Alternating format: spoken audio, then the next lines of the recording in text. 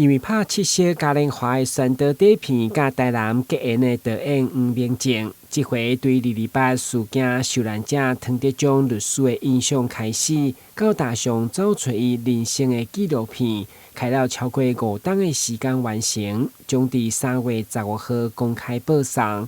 除了纪录片，后续伊嘛写走出唐德忠时代甲伊的七道难题这本册。同时选定228即天伫正大册城发表，吸引这民众注目。我就在想说，在我们自己土地的故事，然后又是一个这么有名的一个人的故事，他有一个纪念公园，有一个故居，有纪念日，现在又有一条马路以他命名，这样。那为什么没有人知道汤德章的故事？我们必须要借由一个外国的日本的作家来认识他。可不可以台湾也自己书写一个属于汤德章的故事？那是有台湾人观点的，所以就很勉励的自己，然后就写了一本这样的书。那我觉得，每一个台湾人应该都出发去找一个属于自己的汤德章。他可能是一个人，可能是一件事，甚至是一个小小的物件。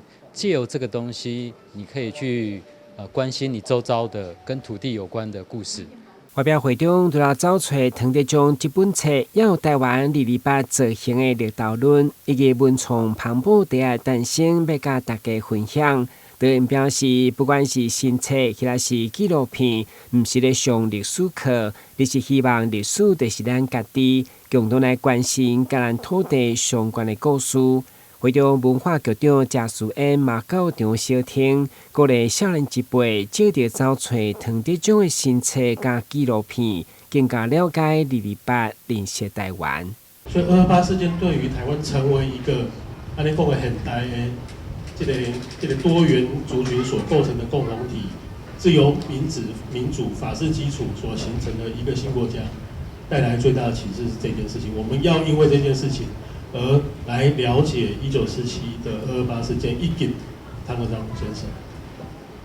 安尼较对咱变做一个新的这个共同体的国家，如何面对未来的发展，才是最重要的。我希望大家可以从这样的角度去理解汤德章，然后也更深入看，我们这边有很多年轻的朋友，去更深入的去理解228事件是什么。